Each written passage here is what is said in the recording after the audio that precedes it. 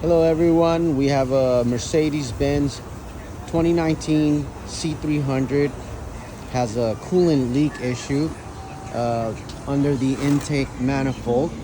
Mr. Harry from Harry's Automotive is going to show us a troubleshoot around this matter. How you guys doing?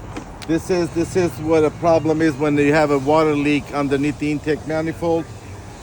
All it is this pipe right here that's leaking, and it's mounted right underneath the intake manifold. It goes so. Anytime you're changing this, you better to change this mount. It's recommended to change this hose right here, and the bypass hose in the bottom.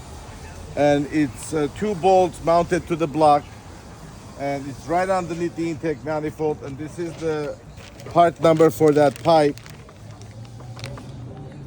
and this is the part number for the bypass hose and the big hose right here. And it's really easy to do the job, and do it yourself and move on forward.